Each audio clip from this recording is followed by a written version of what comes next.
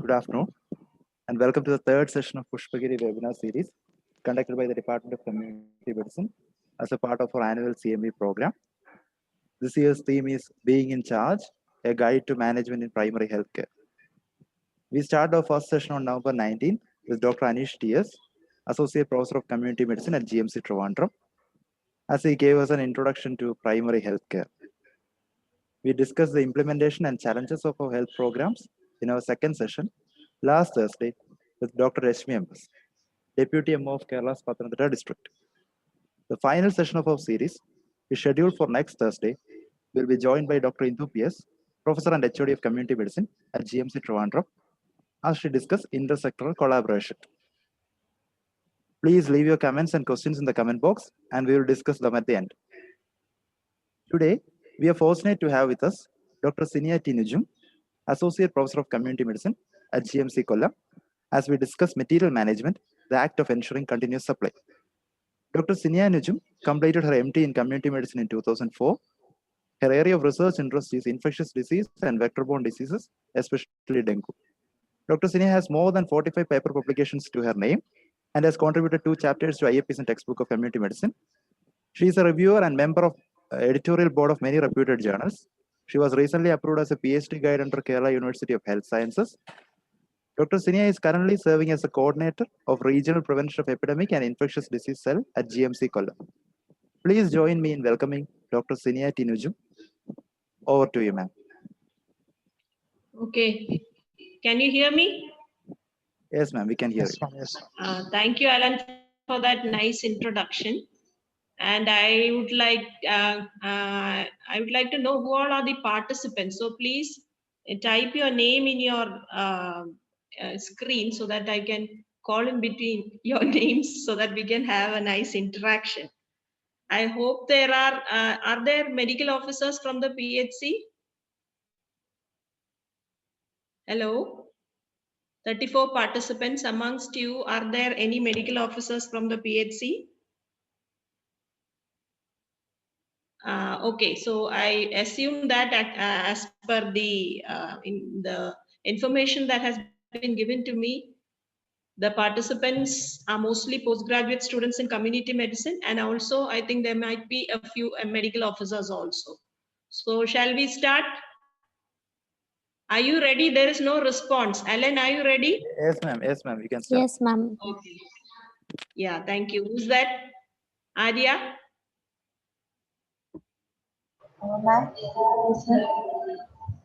You're ready for the session? Yes, ma'am. Okay. So can you see the screen now? Yes, ma'am. Okay, I'll just make it a full screen.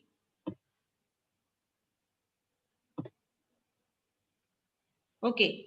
So the topic that has been allotted is about till what time can we go? Sonu, till what time can we go? Best possible finish and last possible finish. Worst possible finish. 3:30. Okay, that's the best time that finish. So in another 1 hour, what we'll try to discuss is the topic that has been given is act of ensuring continuous supply. So in other words, and that at the primary healthcare level, we are not going to discuss in detail about other levels. So the focus will be on at the primary healthcare level. And we used to say this as material management. We used to call this as material management. But nowadays, the term that is used is supply chain management. Supply chain management. So from the heading, you can see it is the act. So what is this? Act means it's a verb. So it's some action. So you should have somebody to do it, isn't it? So it is actually the people who are involved who play a vital role in ensuring continuous supply. Okay, so this is the acknowledgements to principal, to our HOD, to the organizers of the webinar at Pushpagiri. Special thanks to my student Sonu, who invited me to this webinar, and our urban health center is at Chattanooga. I thank the medical officer and pharmacist there, and I've taken some photographs from that urban health training center, and some of the slide pictures are taken from some Madhur Verma. So I acknowledge him also. So the overview is we'll look at the definition of material management or supply chain. We look at what is the relevance of it. Then what are the elements of material management? Then the what is written subsequently are the elements. We will look at each of the elements from demand estimation to procurement to receipt and inspection, storage, issue and use to inventory control. And in case of equipments, we also need to look at how we will do the maintenance, how to condemn and dispose an equipment at the primary healthcare level. Are there participants from outside Kerala? If there's Yes, ma'am. anyone, Yes, could you ma'am. just, how many of you are from outside Kerala? Anybody from outside Kerala, can you just show up with your video? I think all of you can keep your video on if there is no problem with the range. We can just get to know each other also. Okay, one person. Oh, I saw one. Muhammad Sariful Haq. You are from which place? I am from Bhagalpur, Bihar. Bihar. And you are doing? What are you doing now? I am tutor in the PSM department, Bhagalpur Medical College. Okay, thank you. Okay. Okay, we have one person from Bihar. Anybody else from outside Kerala? Okay, we'll carry on. I think in between, if there is anything, we can interact. So first we'll move on to the definition. What is a material? Material includes equipments and supplies that are used by an organization for the purpose of rendering services. So our ultimate aim is to provide service. So equipment, in fact, now with the invent of the name supply chain management, you can actually count on equipments also as supplies. So in short, it is supplies for services, 2S, managing the supplies for the purpose of rendering services. Management is, as you know, getting things done. So a very short definition. And when you think of having the supplies, it is not just having supplies, but providing services using those supplies. And that should be in line with the organizational objectives. In the case of PHC, we do have specific objectives for a primary health center, and we need to use these supplies. Only then that it becomes the objective is set to use these services, these supplies for providing services. Okay, and this supply chain management, this new term, you know, the every time the terms keep changing, but it is the same. The content is the same. For example, we used to talk about health education. The name has changed to information education and communication. Later on, it became behavioral change communication. Names keep changing, but the aim of health education is to bring about a desirable change in behavior. Likewise, if you talk of material management and supply chain management in healthcare, the ultimate aim is to provide the good service or the intended services to the beneficiary using these supplies. So another definition, the act of, so we were at that is the reason why I think they put the title as act of ensuring continuous supply. So the definition is the act of ensuring supply, and I have highlighted that word use. It's not enough that you have supplies, but you should use them in the required quantity, quality, and at the right time and right place. So all the keywords I put it in bold for the right purpose. So we all know of the TPP in epidemiology, that is in relation to time, place, and person. But here it is the right time, place is the same for the right purpose. Okay, supplies, that term is being used synonymously with material. And this is again another definition of material management. It is the scientific technique. So there is some science involved in it, and that is why we are here today to learn a little bit of science on how to do it scientifically. So it's a scientific technique of planning, organizing, and controlling the flow of materials from these are the elements like we will be discussing, from the forecasting, like how much you want, to purchasing it. That is by placing an intent or giving in supply order. If you are really giving money and buy, then it is through a supply order, to internal operation. That is the storage, to distribution, that is the providing the service, to maintenance, to condemn. So that word has gone wrong. That is condemnation and disposal. Okay. So some other terms in relation to material management is, we often hear the word inventory. Is nothing but the total quantity of materials that is available in store. So you have supplies, some of them you may use it then, but what is there totally in the store? What is that you need to manage? That is the what is called as inventory. Stock is that material that is available for distribution. So in the stock, sometimes you may have some medicines or something which has gone out of expiry, or something which cannot, has broken and it's now no more usable if it's case of equipments. But whatever is usable, what you can distribute, that is the stock. Logistics, we use this term very often in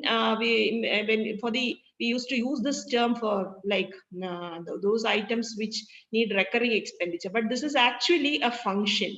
Logistics is the function of receiving, storing. So that is again a verb.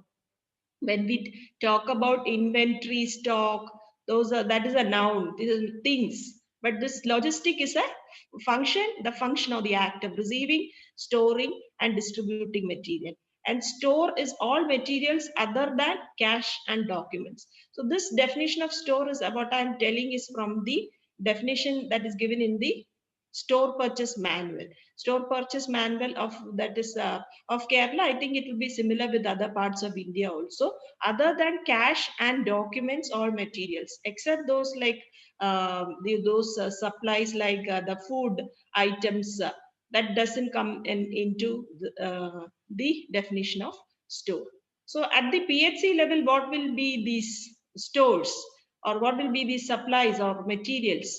At the right from when the patient comes in, it need not be patient alone. In the case of PHC, we know we have other preventive and promotive services, rehabilitative services also. So we right from the OP ticket, right from the substances that are there, or the materials that are there in the OP, the BP apparatus, the weighing machine, the torch, the tape, all those things, to the laboratory articles, to those that is available in the pharmacy, the drugs, the vaccines, the furniture, electronic equipments, all these come as materials in the at the primary healthcare level. So at the primary healthcare level, actually the materials is limited. So if you have a list of items or a list of materials, that is what we say the formulary. If you have a like that will be useful for you.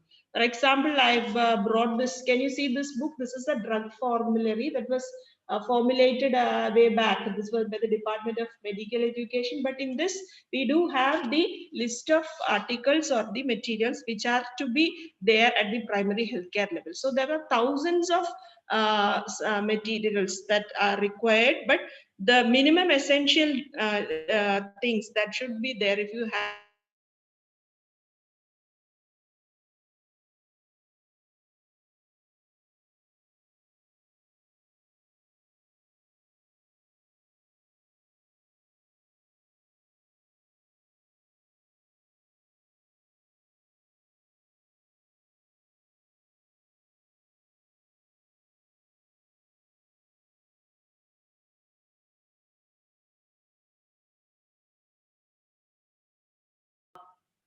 stores, what does that mean? So that was what we looked at and the examples. Now we come to why we need to know material management. I think most of you must be familiar also. I just classified it into the objective outcomes and subjective outcomes. Ultimately, what we want by providing service, what is that we want? Alan, what is that we want by providing the services, using these supplies? Sonu, you'll be sleeping off now if I don't ask you some questions. Are you there? Are you hearing? Yes, Alan, tell me what do you want ultimately after you use these supplies? What is that you want? Is there on the Satisfaction of slide? the- You can just read also. Yeah, ma'am. Satisfaction of the Yeah. beneficiary. Ultimately, what we want is that we want the customer to be satisfied. I'll take an example from the home sites. Like you can in your house morning breakfast, you can make doshas, or Bihar people maybe let me say chapatis and or aloo paratha, something like that you want to make, and you just I take the example of dosha. I'm comfortable with that. So you want to make dosha, you make dosha and sambar for breakfast. You can just make that and provide it to everyone. So your job is done. But our ultimate aim is what? Your husband also should be satisfied, your children should be satisfied. So there are different tastes for different people. So sometimes we add a little bit of ghee to the dosha and give it to your child because that child likes ghee roast. Sometimes one person will like katti dosha like the tattu dosha, so that you may do it like that. So you're doing the same thing, but you have your that attitude or that value within you that you want to you're outcome oriented, or you're starting from the outcome and then providing the service. So that will bring about a lot of difference. So the objective outcome would be that you should like use optimally the resource, avoid resource wastage. That is the term efficiency that has been put in. And the success of any program is dependent on the supplies. For example, if we look at the National TB Elimination Program, we are now thinking about latent TB infection and treatment of LTBI in children. If you don't have those fixed drug combinations for the children, you don't have the supplies, then you can't think of success of the program. So that is there. Immunization, you do all sorts of work to mobilize the children from the field to come for immunization. And ultimately, if you are not able to provide the vaccine, then the program is not successful. Okay, so material is a resource. Material is resource in the form of money, but material is not only money, it is also other resources also, because the HR is involved in that, the time is involved, people. So if you manage material properly, actually you're managing other resources also properly. And if you look at the recurring expenditure in a hospital, in the primary healthcare level also, we find that 30% of the recurring expenditure is for the material. 60% will be for the human resource, and 10% will be non-material resources. So what would be these non-material resources? Arya, what would be the non-material resources? It includes the health workers. That is HR, human resource. Okay. So non-material resource may be like you want to pay your telephone bills, your electricity bills, all those charges. Maybe those are the non-material. The other, did you understand? Idea? Yes, ma'am. Okay, so there is HR. 60% of the resources is constituted by the is utilized for HR. 30% for material. 30% of the recurring expenditure. So that is not a small thing, and that is so you have to do it properly. So that is the importance objectively, but subjectively, as I told you, this is beneficiary satisfaction, provider satisfaction. That is, as healthcare providers, we also will be satisfied if there is a continuous supply. And then supplier satisfaction, those who are giving us also, if it is properly managed, you give them the intent or you give them the supply order intent, they also have the time to plan things and bring it properly. But if you do it in a haste, then they also will be they will also have problems. So so this good relations, good human relations between the all three, that is the beneficiary, the provider and the supplier, and this integration, this is all very important, and these are very important values of material management. So this is the diagram that was given in Burns 2000 in 2002. So you have the piece here, the payers, the providers, the purchasers, the manufacturers. So we as healthcare providers, we may be getting it from the distributors, and you're paying the distributors, and payers in the primary healthcare level. Of course, we are not in India, we're not having the charges, very little charges we have. But if you consider hospitals in general, you will have the payers. Sometimes the payers, the government, sometimes it's the employees, sometimes the patients themselves, by means of use of fee or something. And so they just value. There's a value in all these things, and it is the ultimately it's about people. people, that is payers, providers, purchasers, manufacturers. This is another diagram that is showing you the healthcare supply chain configuration. And that's also adapted from Burns in 2002, which tells you that the different piece in the supply chain configuration. So that is again to tell you that it's about human beings and it's about good relations and it's about HR management also. You can't see material management separately from HR management. And you also have the regulatory agencies. For example, in America, you have the FDA, the government, insurance companies also, they may also come into the play. So these are all the people who are involved in the supply chain who play a vital role. So the skills of the medical officer is very important as when you think about material management in terms of being a team leader. HR skills are important, communication skills are important, decision making skills are important, interpersonal relation. In fact, any life skill that you name, the medical officer or the people who are managing the material should have these skills properly. So it's a tricky balance. So you can say it's a tricky balance. For example, if you take the case of the PHC, you just have one vehicle with you. And the pharmacist may tell you that he wants the vehicles, he may give a request. The pharmacist and somebody is, mic is, I think, please mute your mics. Okay, thank you. So for example, if you take in a PHC, you just have one vehicle.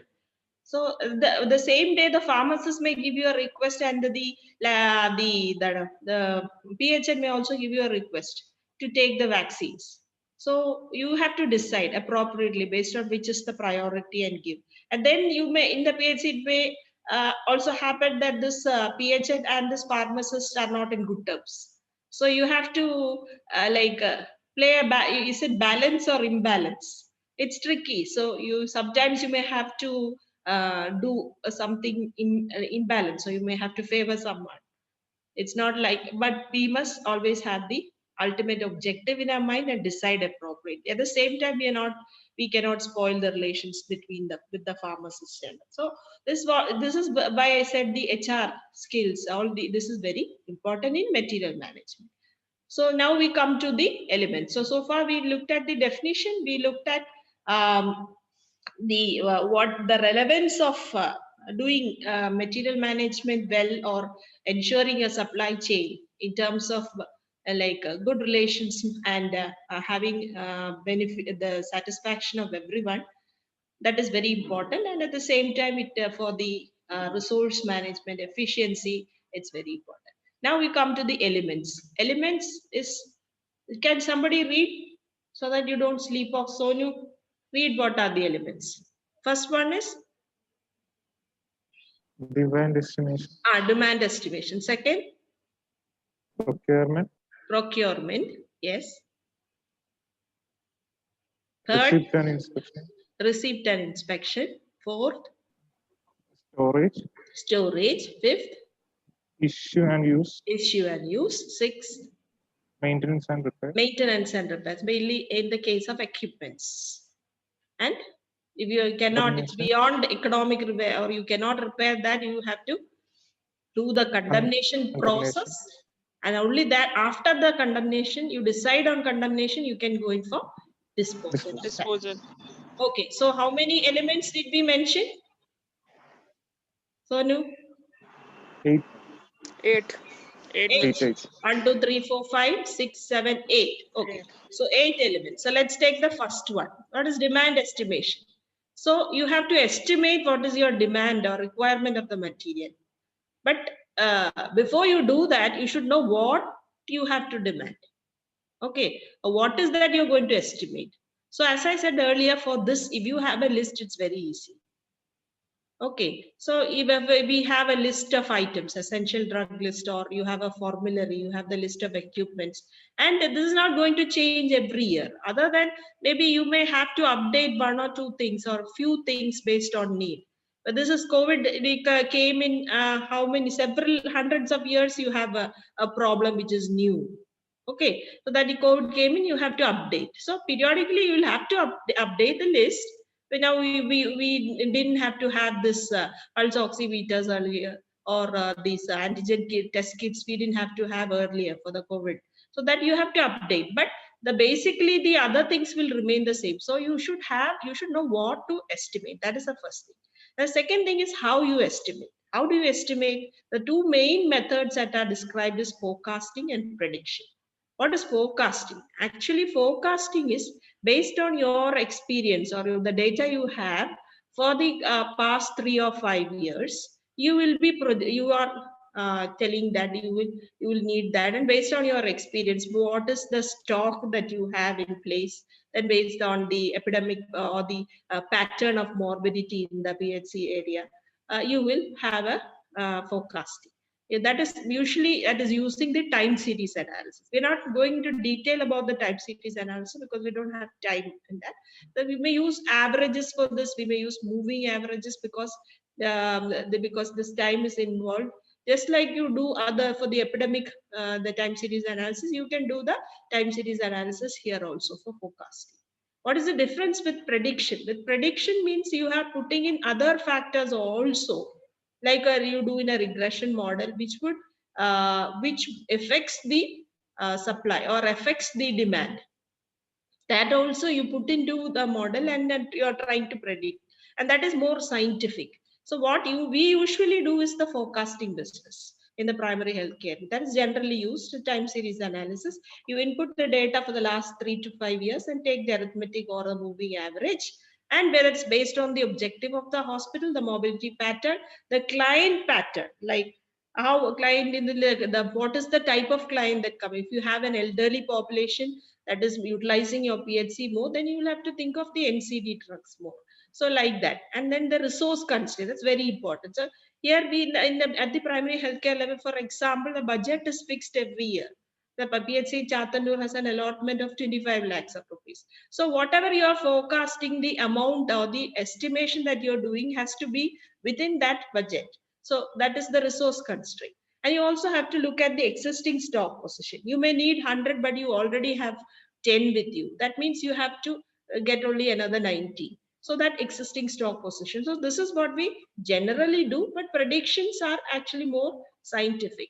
And you can use softwares also. For example, in Kerala, you have the drug distribution and management system, the DDMS software. The software itself will give you actually, based on this 3 to 5 years data, how much you require for the next year. But then you have to apply your mind also. I don't know actually how that is done. I didn't go into the details of that. But then there are softwares which can help you in this regard also. With regard to the vaccines, now we have the electronic vaccine intelligence network or the event system. There again, that every session that you go, after every session you are putting into the system what is the issue that has happened. So at the central level, they will know how much of vaccine is there, how much is required, and all those things. It enables better planning. So this is about estimation. You can estimate using these softwares also what is your requirement. So that is the first element, that is estimation. The demand estimation. Second element is Chaya Bohare. Did I call you right?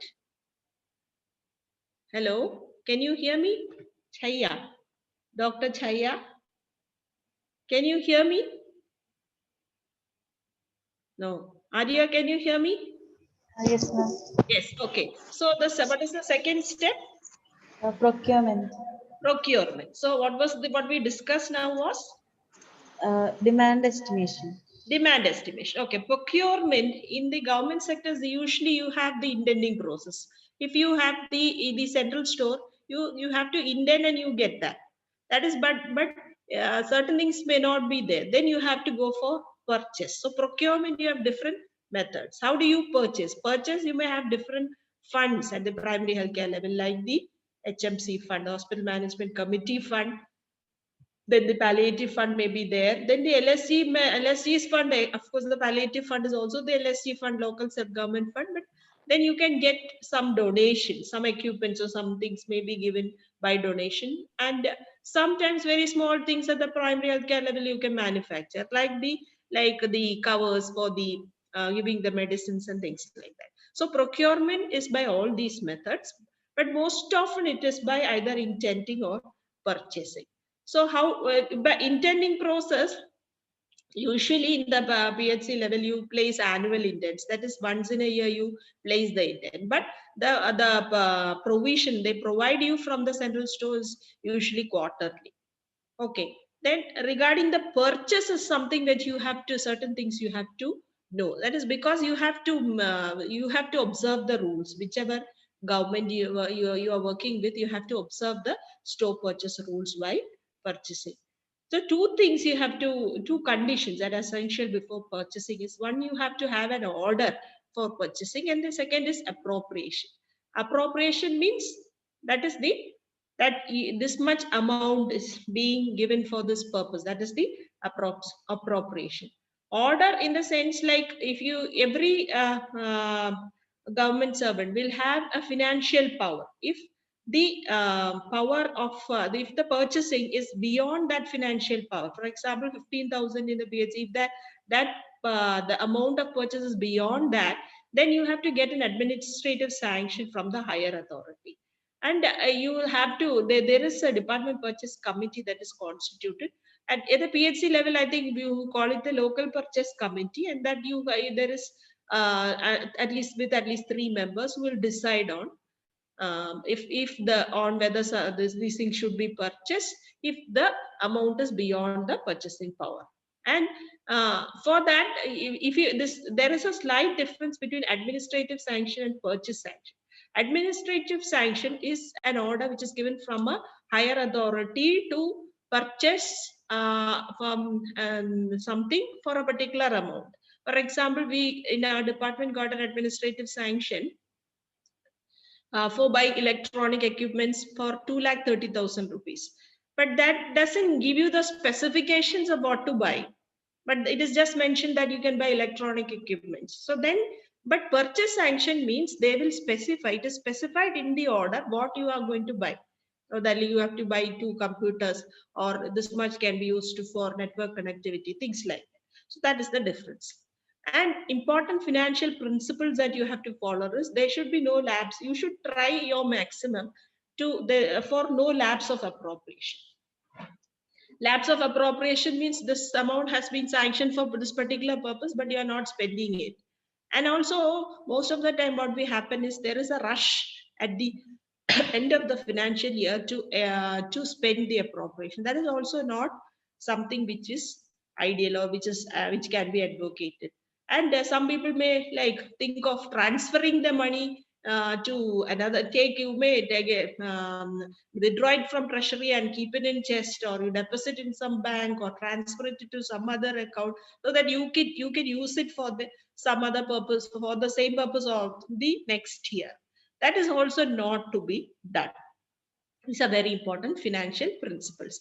So when you purchase, according to the store purchase rules, if the amount is less than 15,000, then you don't have to ask for quotations. You just have to, the individual or the PHC medical officer just has to certify in that bill or the invoice that that he or she is satisfied with, and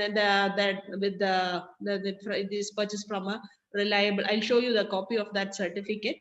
So if the recommendation of the local purchase committees amount is higher, that means that it has to be jointly and individually. This is and there it's and individually certified.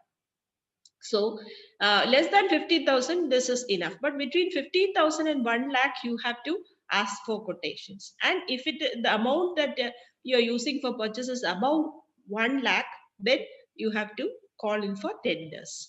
So this is an example of the certificate stamp. The PHC Chatanur, they're using this. So this if it is the individual who is certifying, I am personally satisfied the stores are purchased are of the requisite and quality and specification have been purchased from reliable supply at reasonable price. Similarly, if the LP, local purchase committee, has decided on the purchase, usually they will put it as certified that we members of the amount is higher than the powers of the of that doctor or that PhD medical officer, you put this certificate that is certified that we members of the purchase committee are jointly and individually satisfied that the stores recommended are of the requisite specification and quality, and that is we are purchasing at the available market rate and from the reliable service provider. Okay. So if it's higher purchase, like you have like in the medical colleges, you have the department purchase committee, and between 6 and 10 crore rupees, you need the approval of the minister. It's above. I just put this. It is not like although we are focused on PHC, it's good for you to know all these things. About 10 crore means you have to get the approval of the minister concerned and the minister in charge of the store purchase department. Who's the minister in charge of store purchase department? Usually it's the finance minister. Then I just put 2 slides on what is this quotation and tender. So if you are purchasing a material between 15,000 and 1 lakh, you have to put up a quotation notice, and these who are the people who are providing you, the suppliers, they will give you their codes in sealed envelope, and the prices that are quoted should be inclusive of all taxes, not acceptance of a quote. Now if you get 3 quotations, and you do a comparative statement and you choose the lowest quote. It is not always essential that you choose the lowest quote. In fact, if you are able to justify that you have gone for a higher price quote because of the specification that is given by the lower person is not, or you're not satisfied with the person, the provider who had given you a material at this lowest quote the previous year or something like that. If you can write that justification in the file, you can go in for a higher quote also. But generally what is done is is using the comparative statement, the lowest quote is taken. Okay, so that provider has to provide you the 5% of amount as security deposit and execute an agreement that they will provide the material in the particular time at the place that you have asked for. Sometimes you don't have time, means you can put short. Usually you don't put this quotation notice in the newspaper or website. It's put on the notice board, or that's all. But if you are giving, if there is a very short time, then you can publish it in the newspapers and website also. Then tenders, but tenders are invited when the amount is 1 lakh or above. And different types of tender. One is the limited tender, the other is advertised tender and single tender. This limited tender means you give this information, or this tendering is from very limited number of suppliers. Advertised tender is an open tender that you give the advertisement in the newspapers, the English and the local language newspapers, at least 1 or 2 newspapers you have to advertise. And then single tender is a private tender. In case of monopoly, if there's only one provider, the single tender is called it. So limited tender, usually it's not very mandatory. That is, you call for limited tender when the amount is between 1 lakh and 10 lakh. Unless it is it's an urgency, or in the case of a public interest, sometimes even if the amount is beyond that, you may call a limited tender, but then you have to justify that. Advertised tender, usually when the value is more than 10 lakhs. And I told you about how to advertise. But the tender, sometimes you do e-procurement also. Some of the projects which work in the mission mode, they use this e-procurement. And when the suppliers providing, if it's giving you the tender, they have to do it in specific tender forms. Usually it's available in the website, they can download it, but that too has a cost.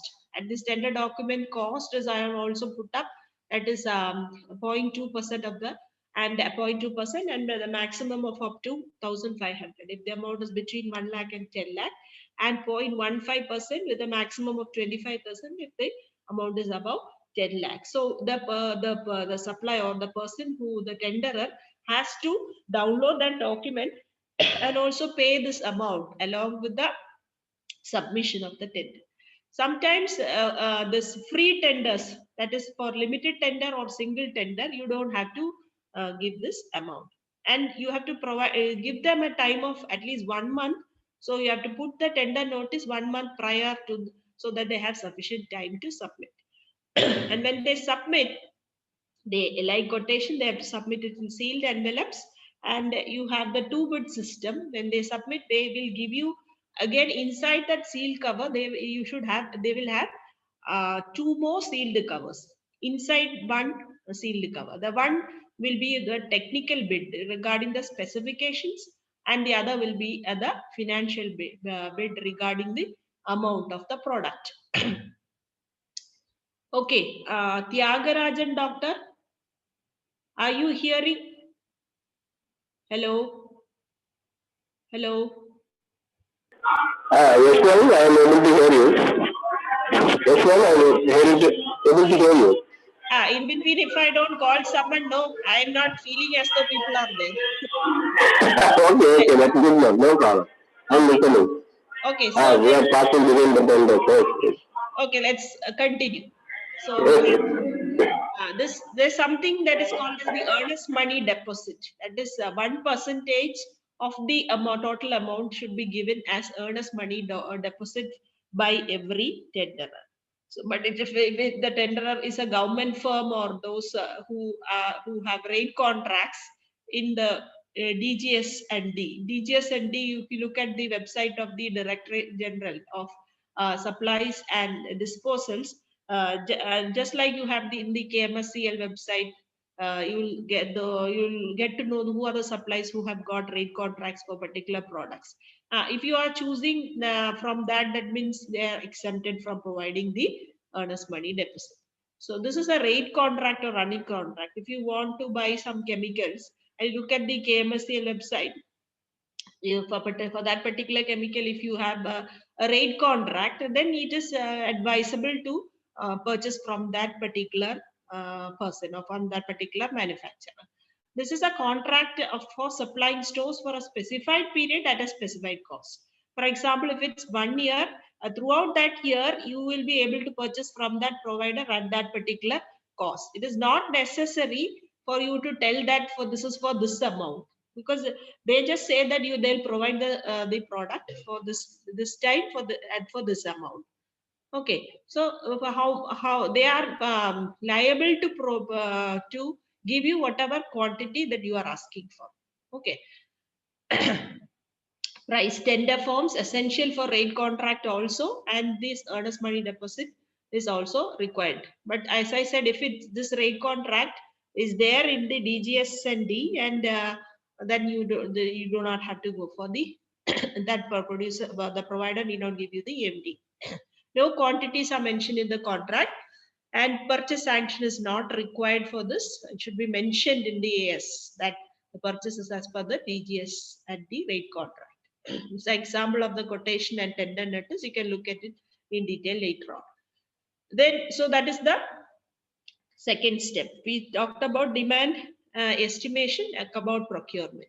So you have procured, now the material has come in, then you have to receive it, have to inspect it. So receipt and inspection. Unloading is one thing. The PHC, you have to get people to unload, and sometimes the thing may come in the afternoon. You may have, everybody must have when. So if you are not managing properly, that means if the material management is proper, you know that this thing is coming, and then you can have people ready for unloading and checking the supplies.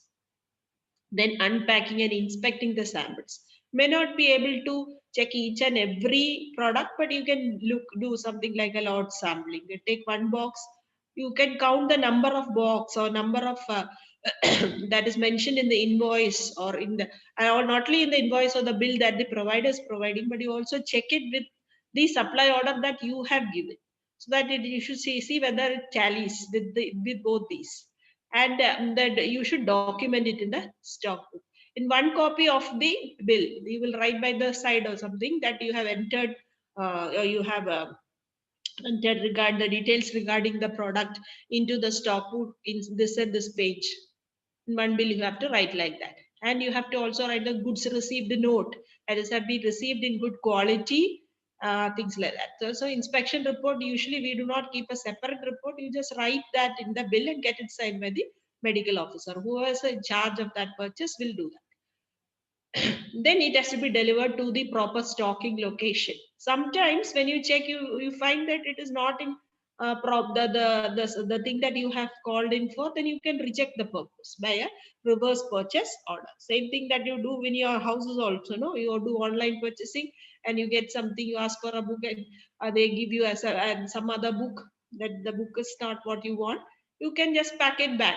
Okay, so same thing. So this is an example of like the writing the goods received notes, that is, we received in good quality, things like that. And this is that you can do in the software also. In the software now you have double work actually. When the software has come in, also have to enter in along with the stock book, you also have to do this process, that this you have got it and the process of issue is complete in the DDMS software.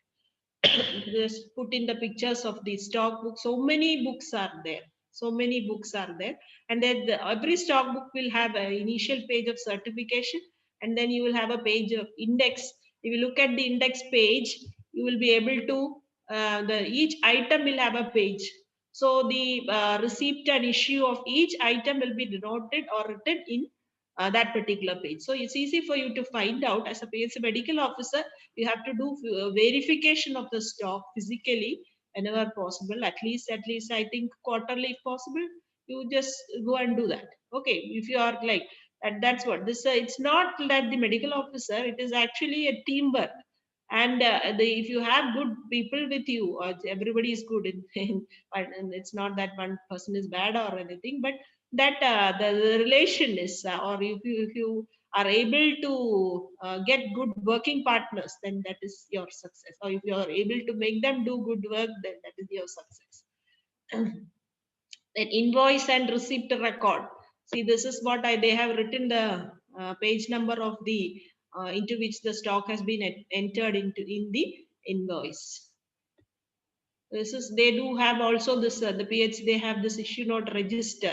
So if they write the amount of each of the receipt that they have got, and they do have for the end of the year, if they didn't get the all the items, they will be able to know easily. So so they have this. This is the collection of all the receipts that they have in one book. So we finish with demand estimation, procurement. The next is about storage. So this, I think most of you must have heard about storage and distribution. Usually the first in, whatever product is coming first is given out first. That is called the first in first out principle. And it has to be arranged in store in such a manner that you can do it easily. Also, you have to follow the first early expiry, not first, I think early expiry first out principle. That is the E4 principle. And then they will be according to the requirements of storage, whether certain items that require refrigeration, you have to keep it in fridge, sometimes cold room, not in the PHC level, but the other higher levels, you have to keep it in the cold room, you have to do that. Some you can keep it in open shelves. Certain things you have to keep it in the locker, enclosed. For example, narcotics and poisonous substances. You have to keep those combustible materials separately, and the store has to be rodent free. Usually now in Kerala, I think all the pharmacy stores have been made easy. And as we saw, and monitoring expiry during storage. This is one very important thing. You have to monitor the expiry of the products. So one thing is how you can monitor the expiry is you purchase only the required quantity. If you purchase a large quantities, then you are likely to go in for a non-utilization and before the expiry date. So purchase the quantity what you require. Then sufficient time to expire. You look at the product, whether that product has got sufficient time to expire. And you have some relation or arrangement with the suppliers, with their neighboring PHCs and the other organizations, so that if there is some product which is which is having a short expiry, you can notify them. In the DDMS software, you have a provision for that. You can know which are the items which are short expiry, and you can put it there, so the other BHCs or other people also can view that, and they can ask, they can make a phone call and ask you whether you can give them, and then you can finish off that thing. So you can arrange with the suppliers or your colleagues. Earlier they used to say you have an expiry chart. So each item you can write, which like you have the RDCP card, no? You have started and you end like that. This is to notify you that this is going to expire in September. So March itself you should start. It's short expiry means within 6 months, like March, April, May, June, July, August, September. So by September you will have given that. So this 6 months itself you should know that. This is in the DDMS software, how you look at the expiry checks. And this is the photograph from the Chatanur FHC, where they had this quality inspection, and I'm happy to say that this center has cleared that, and I think they got the second place. So they had asked to put the expiry date in labels. They had already written in the boxes, but then they said it's not sufficient. You have to put it in labels. And when you do the storage, the methods of storing is you will always have a working bin and a reserve bin. You just again a little bit of home science. If you think at homes, the sugar is something. It's not. I'm not talking about nutrition. I just want you to understand. So you have sugar in your home. You may have a working bin or the bin that which you have sugar, and you have also have one reserve bin like that. So here also it's always ideal for you to have this or a double shelf. And but how much to keep in each bin, that you should know, because if you know only the quantity that is being consumed per day. For example, if you have 4 members in a family, and let's take the adult male requirement of sugar, let's say 25 grams per day. If you take, and if you the requirement per day is 100 grams. So you have 100, you require 100 grams. That's a quantity of that is consumed per day. And then if you place an order, maybe you tell your husband or who's the other person who buying, you will get it in only 15 days if you think like that. When you want 1,500 grams for 15 days. So for that is the lead time, or this you can think of it as a supply time. That means you have to keep 1,500 in one bin, 1,500 in another bin, and then when 1,500 is consumed, you place the order. And then so what would be the purchasing interval then? Anyone? Purchasing interval. I'm seeing, let me see, someone personnel call. Jacob. In this case, in the example which I cited, what is the purchase interval? Would be? Okay, I'll just proceed. Can you hear? Thiagaraj doctor, can you hear? Hello? Yes, ma'am. Okay, fine. Okay, so what would be the purchase? And whoever answered in this case that I told about the sugar, what would be the purchase interval? This is a problem with the online class. No, I can't see you. Okay, so that should be 1 month. Purchase interval is 1 month. It is written there, 1 month. Supply time is 15 days. So in one bin you have 1,500 grams. That is exhausted. You place the order, and in another 15 days you are going to get. I just use this example, but this is the same thing that we can do in case of with the products that we are materials we are handling in the PHC. Okay, now I think you can mute your mics. So this is a store photograph. See, vaccines also with the event coming in, they just put in the vaccine stock register that they do have an index page again, and then correspondingly you can look for each of these vaccines. Now the next step is issue and use. You can either issue directly or you go give to some substore. The PHC, excuse me, usually the drugs and all that is given directly, but certain things may be given to substock. Like in between we had this NCD drugs being supplied from the sub-centers, but now they're not doing it now. So then from the pharmacy it would be given to the stock of the of that health worker in the subcenter. And methods of issue, there are two methods, like there is a push method and the pull method. The push method is actually allocation, and you are this is something like centralized, you are providing from the center. Now, the pull technique is by means of requisition. So also some documents talk about the cyclic view, but of supply. But I think this is more important, the push and the pull technique. Now we come to something which is inventory control. So this is in between those steps. So far we have discussed about demand estimation, procurement, then receipt and issue, receipt and inspection, and we talked about issue. Okay, we are yet to discuss about the maintenance, condemnation, and disposal, but we talk about a little bit of inventory management, inventory control. Okay. So inventory is the stock in hand, or what you have, total quantity at a given time in an organization. So inventory control is a method of maintenance of stock at a level at which the purchasing and the stocking costs are the lowest without interference with supply. That means continuously you are able to supply to the provider, but your cost is the minimum. And how? So you should know how much to order and when to order. So how much or what is the quantity? So it's a method of maintenance of stock or the quantity. So that at a level at which the purchasing cost and stocking cost, we'll see what it is. So how much to order, that we can find out using this economic order quantity, and when to order, that is the pre-order level. So we should know about the different types of cost. Purchasing cost, that is the actual price of the for paracetamol. What is that? Or if you want 100 paracetamol, what is the actual price? That is the unit price into 100. That will be the purchasing cost. Order cost is that cost which is actually for placing the order and for receiving and all. There is a cost involved.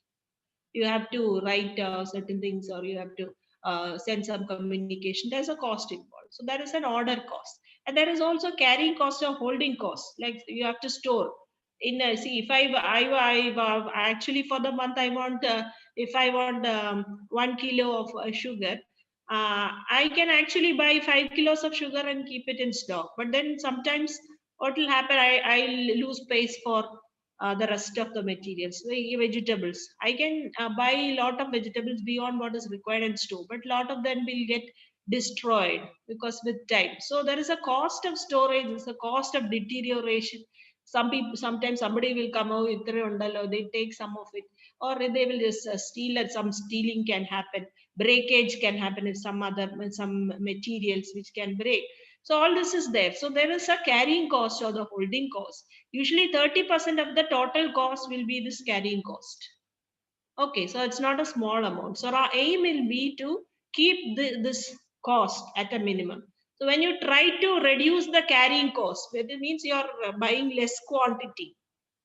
It means that you will have to order more frequently. So we are going to increase the ordering cost. I think it is increasing the not a purchasing cost, it is increasing the ordering cost. So it's always a trade-off between this order cost and the carrying cost. So the purchase cost or the price of that item remaining the constant. So this trade-off is we come at something we call as the economic order quantity. This is the formula for calculating the economic order quantity. Square root of 2 into A is the annual consumption in units. If you do you have a piece of piece of paper and pen? All of you? Can you please take? We will just do a small exercise. Okay. Yes, So did you all write the formula of economic order quantity? At least one of you said yes, ma'am. Can you just say? Was on your video and just come forward and tell me what is the formula. We'll do a small exercise. All of you try to do that, otherwise we will not understand. yes, ma'am. Okay. Yes, ma'am. Who is that who's telling yes, ma'am? Hello? Hello? Okay. Yes, yes, ma'am. Arya? What's your name?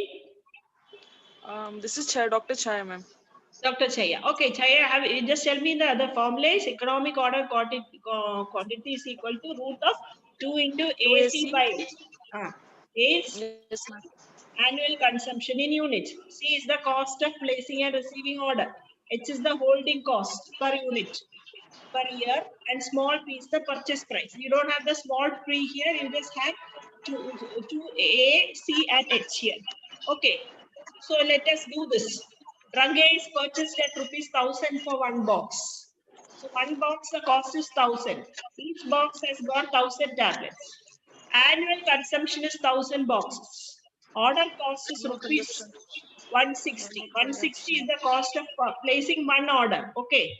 Or C is the cost of placing and receiving one order. Receiving order. Okay. And carrying cost is 20% of the purchase price. So suppose you have 1,000 for one box. For one box, what is the carrying cost? Yeah. It's 200. 200. Yes, ma'am. For one box is 200. So EOQ Yeah. will be 2 into 1,000 into 160 divided by 200. That comes to root of. Can you do it? How much did you get? Yes, ma'am. Yes, ma'am. How I'm much doing. you got? Do. Okay.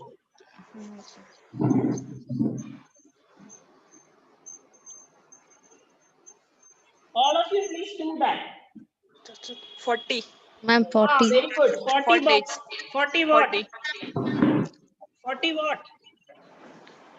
40. 40 boxes. 40 3 boxes. boxes. Okay, so for Yes, you, ma'am. so this is the economic order quantity. For one order that you are placing, you ask for 40 boxes. Okay. So Yes, let's continue the exercise. So if you are buying 40 boxes at a time, you said what is the requirement for 1 year? 1 year we said no. What is the requirement for 1 year here? Annual consumption is 40 bucks. 40 boxes is the order that you are placing, but that is your 1,000 boxes. 1,000 boxes. So at one time you are placing an order for 40 boxes. How many times you will have to place order to get this 1,000 per year? 50 times. 1,000 by 40. That is 25 times. 50. very good. 25 times you have to place an 25 order. times. It means nearly twice a month you will have to place an order. Okay. So you may that may look awkward, but just let us see. So what will be the average stock if you are doing like that? It will be between you have either 40 boxes or you have 0 boxes. So at an average you will have 20 boxes. What is the stocking cost for this 20 boxes? Okay. So the 200. stocking cost will be this is the holding cost plus the ordering cost. Ordering cost, you are ordering 25 times, each time you have to spend 160.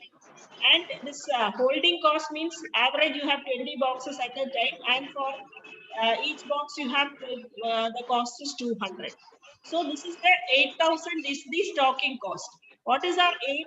Our stocking cost should be minimum. Okay, so it is 8,000.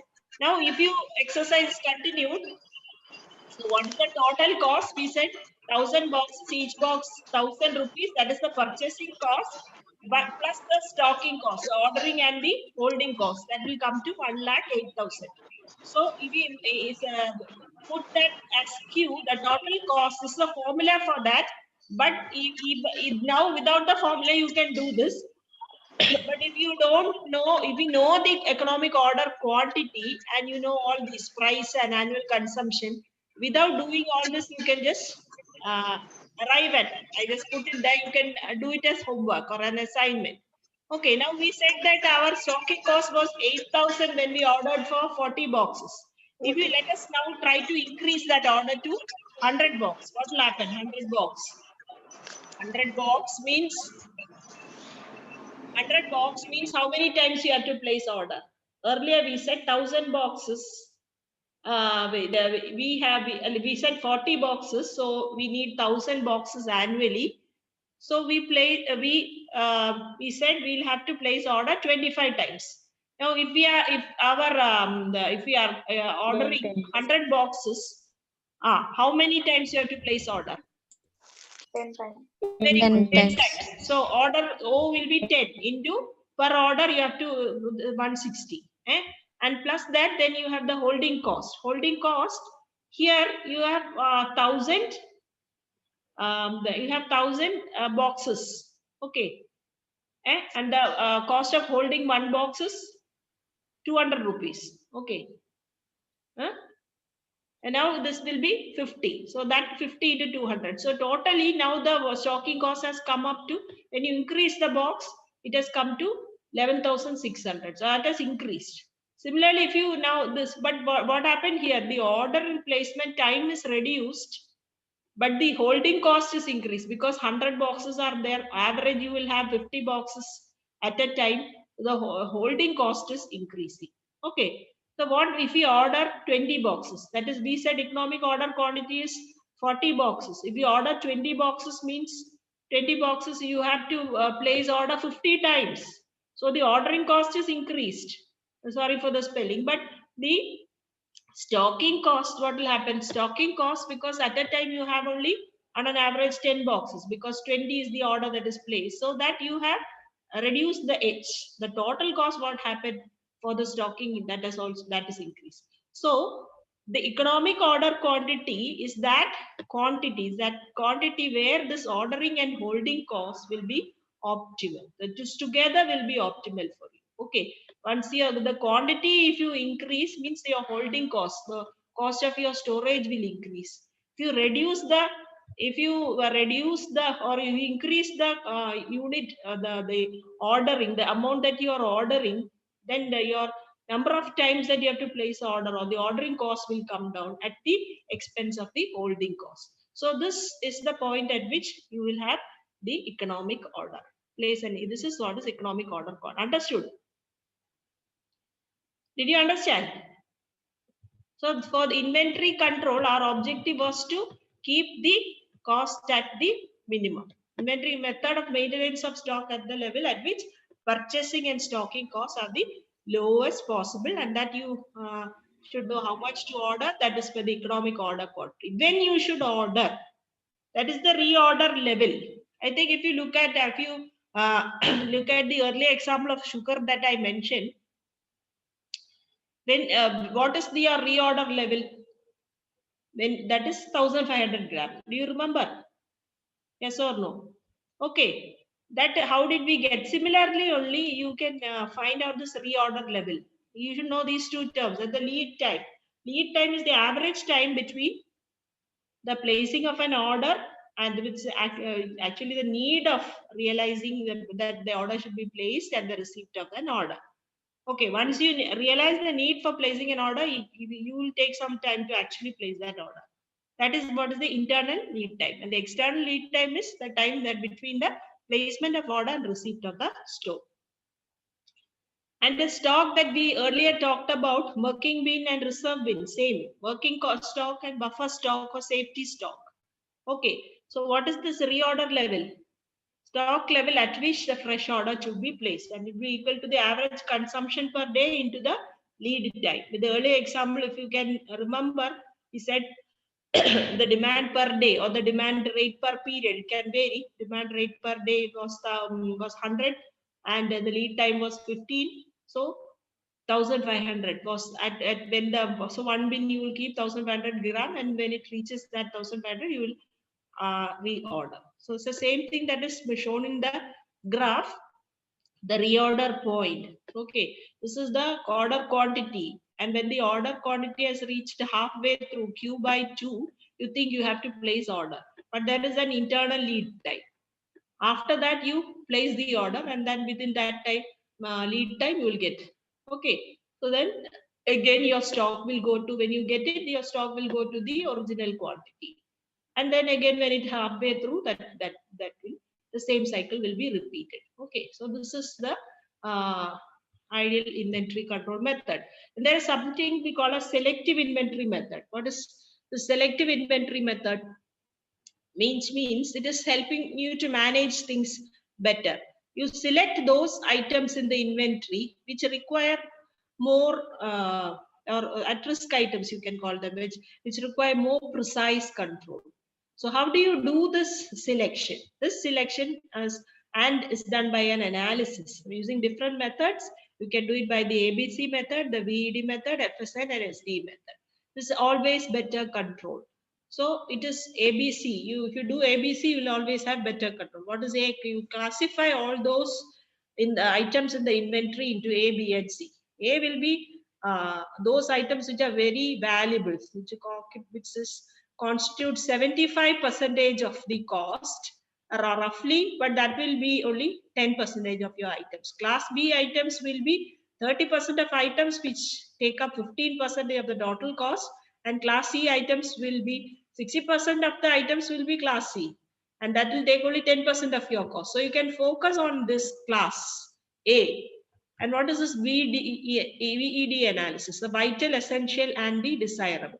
Vital is usually 10% of items which are vital to patient care. For example, you can't afford to not having an adrenal or an emergency drug. It's a vital drug.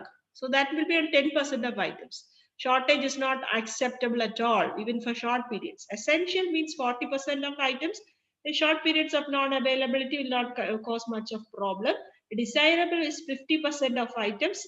Absence can be tolerated for longer periods.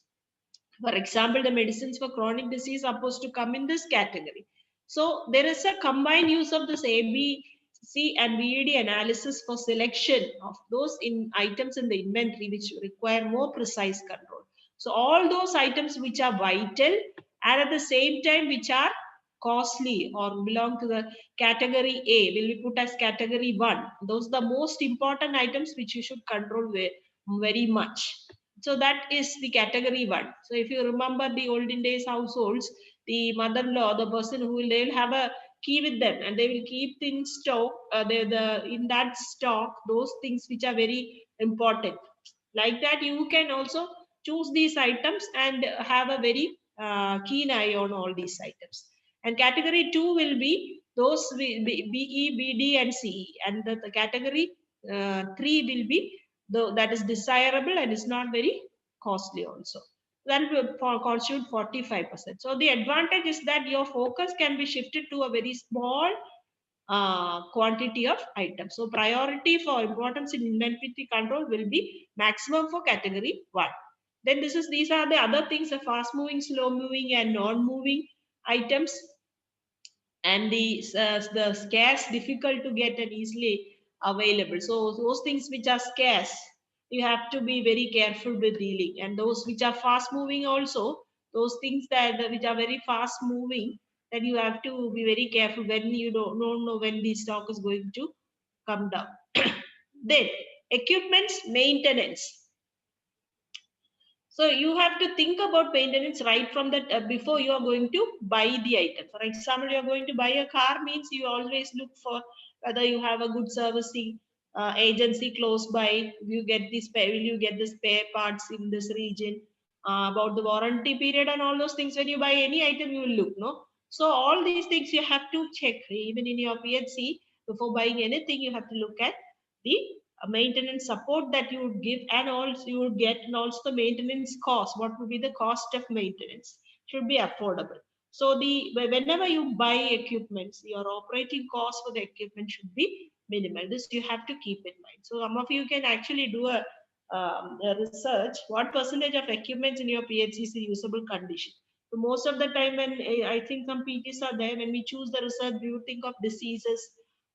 We would think of communicable, non-communicable. We rarely, of course, some of you may take the systems research also, but this is one area which you can take up for research regarding the equipments, regarding the supplies.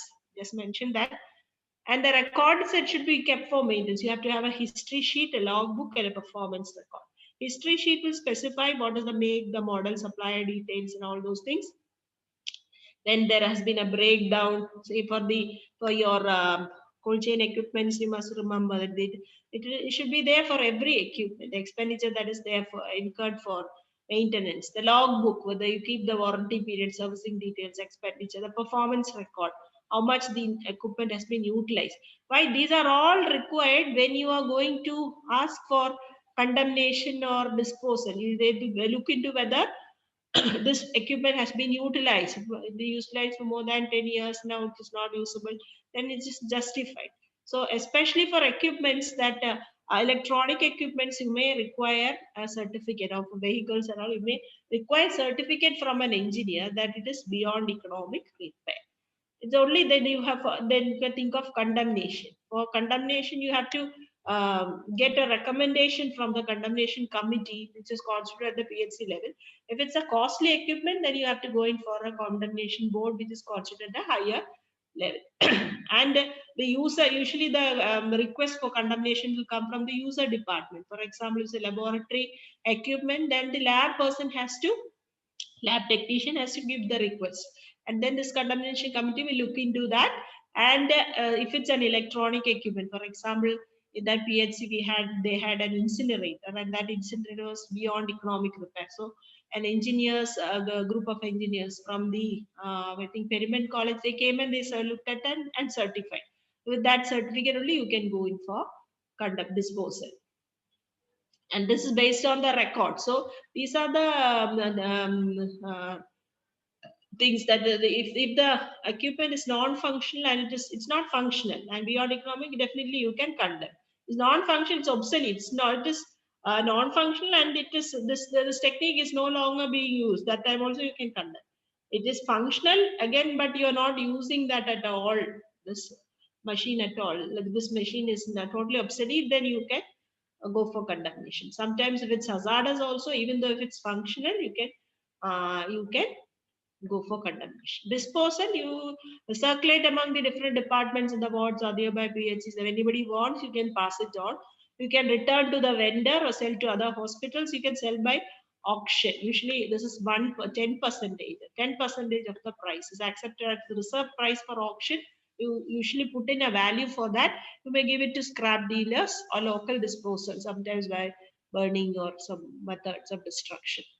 So this is the form in which, that is this form 21, in which they have written for before condemnation, and they this is the inspection report of the incineration which they conduct. So this I found interesting. They have a scrap room also where they keep all the scraps. So new trends in healthcare supply chain. We are finishing almost. That is increasing price. There's something called as radio frequency identification tagging. Like in the BHCs now, all the equipments are barcoded. They have a deal with this Kirloskar, and they're doing the barcoding. But this RFID is said to be better than barcoding. You not read the lines. You have this to the objects. This tag is placed so that you can trace the object wherever it is. So that is very good for supply chain management. In supply utilization management, how much is being utilized, virtual centralization of supply chain. Some hospitals can pool together and they can form a collaboration and they can do joint purchase, things like that. The KMSCL is doing that for all the PHCs concerned, but it can be done in case of any hospital.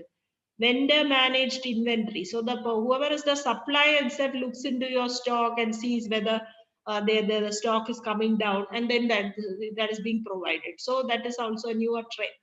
The potential risks, these are the potential risks to the supply chain. We never expected COVID to come in. So that is a disaster.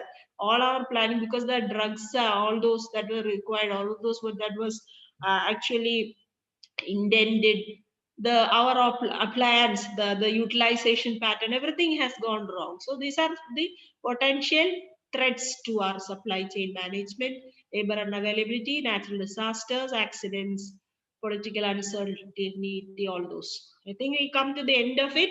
So that is, I think I took a little longer time, 20 minutes outshooted.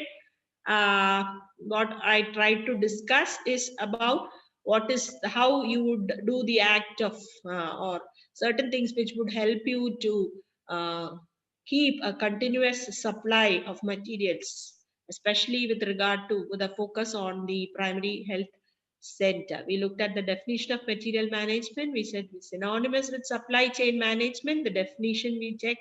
Then we looked into what is the relevance, the importance. Then we saw the different elements one by one.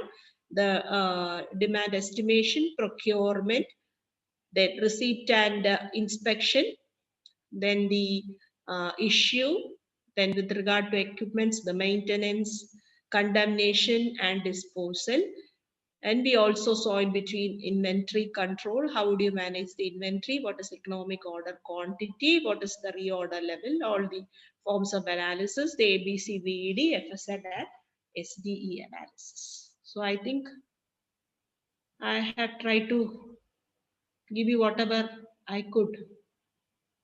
So if there are Yes, any ma'am. doubts. Thank you, ma'am, for that elaborate explanation of material management and for that very interactive session. Now, if anyone would like to ask Dr. Zinia the doubts directly, please take this time to do so.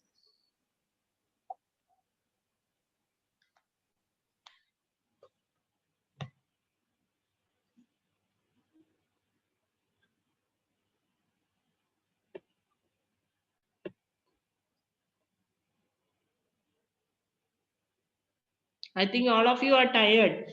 If you are tired, you can even like if you, I'll give you my number and mail ID also. It's not that I know everything, but I like to get questions because that is the food for further thought and further advancement of knowledge.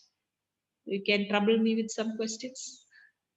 In fact, I enjoy that, not telling the answers to questions also. Does that mean that you have understood everything or you have understood nothing? Okay, I think it's because people are very tired after sitting for so long. Any questions? Excuse me, ma'am. Who's that? I'm Arya. Arya.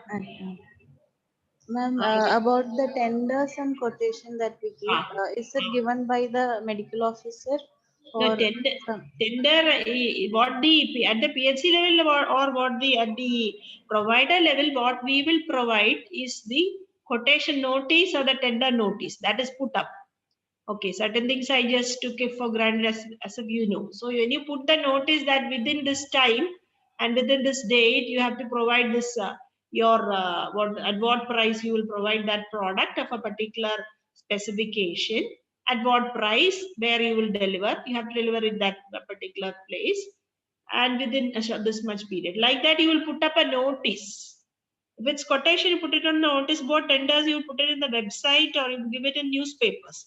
So suppose if I am going to buy an incinerator or if I want to buy an incinerator, I put up that, and then those who are supplying the incinerator, they will see this advertisement and they will give their quote. So give the tender in the if it's tender, it has to be given in a specified form. It's for the government that is downloadable, and they give that, and that is in sealed envelope. So quotation usually at the PHC level we manage with the quotations, and we will suppose we get 5 quotations from 5 providers or from 5 suppliers.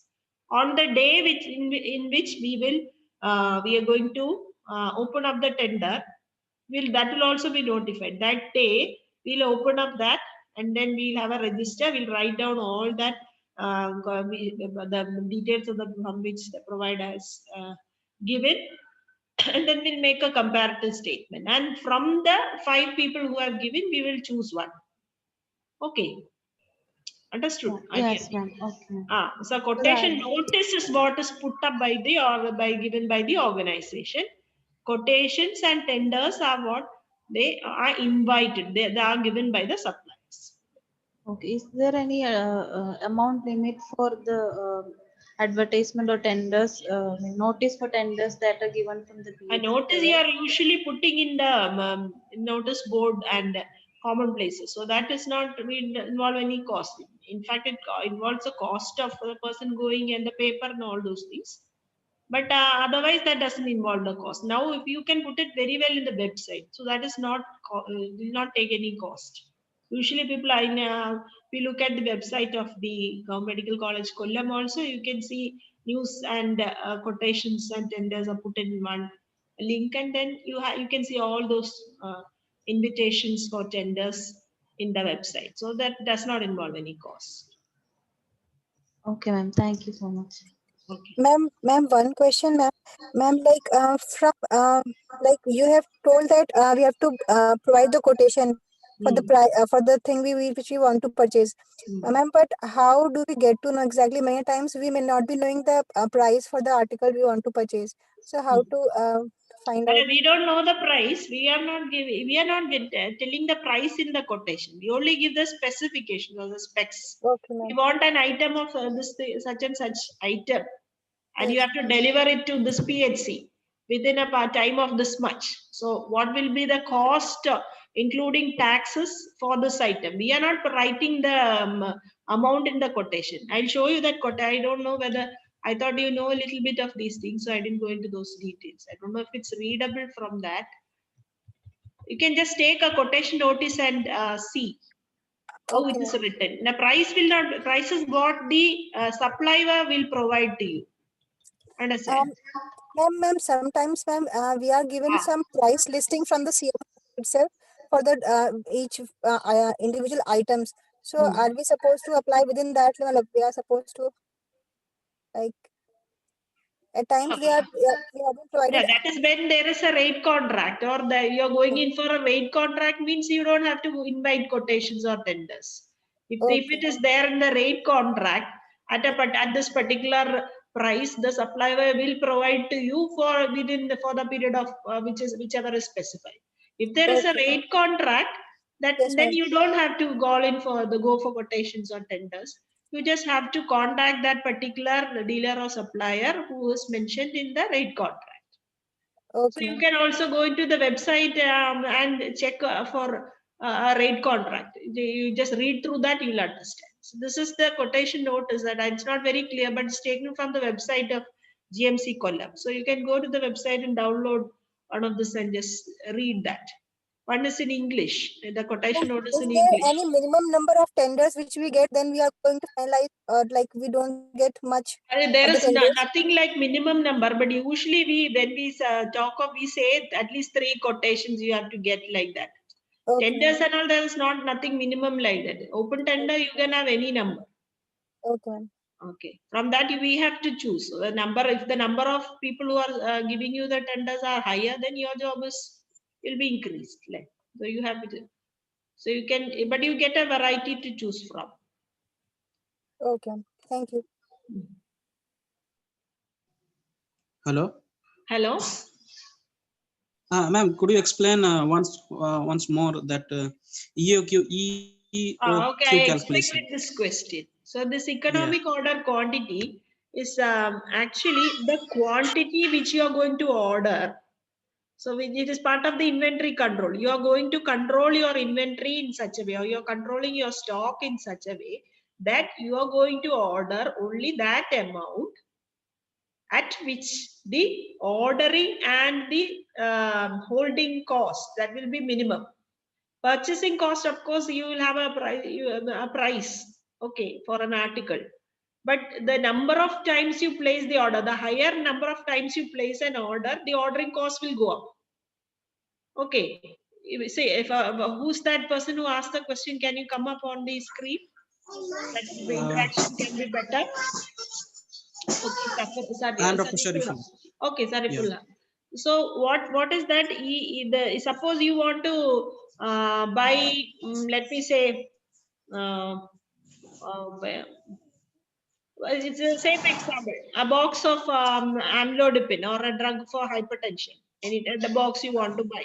You want actually 1,000 boxes for 1 year. You want 1,000 boxes for 1 year. So you can place an order for 40 boxes. You can place an order for 100 boxes. You can place an order for 20 boxes. You can place an order for any number of boxes. But how many boxes are you going to order? If at the economic level, that you decide based on this economic order quantity. Okay, if you increase the number of orders, your ordering cost will go. But if you are increasing the number of orders from 25, if you raise it to 100, which means your ordering cost will increase. But each time you get only a small quantity, so your holding cost will come down. But you have to arrive at a quantity at which this ordering and holding cost comes together at a minimum. So this formula will help you come to that. So that is the root of 2 into AC by H. A is the annual consumption, C is the ordering cost, and H is the holding cost. Holding cost. Okay, so that will be inversely related, the ordering cost and the holding cost. Okay, so that is how we decided on 40 boxes, not 100 or the other one was, I forgot, or 20 boxes. Okay, is that clear? You do that exercise once again. So I put an exercise. To do that once again, you'll understand. It is beautiful concept. Okay. Thank you, ma'am. Follow?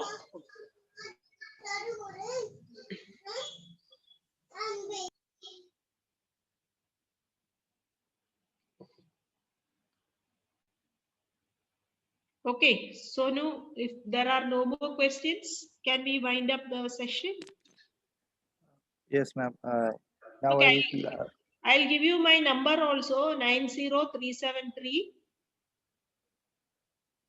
56908. Or you can get it from Sonu also. My mail ID is drzania@gmail.com. If you have any queries, you can also WhatsApp to that number if you want. Today, if you send your queries, maybe I'll be fresh to answer. Sometimes you want it typed.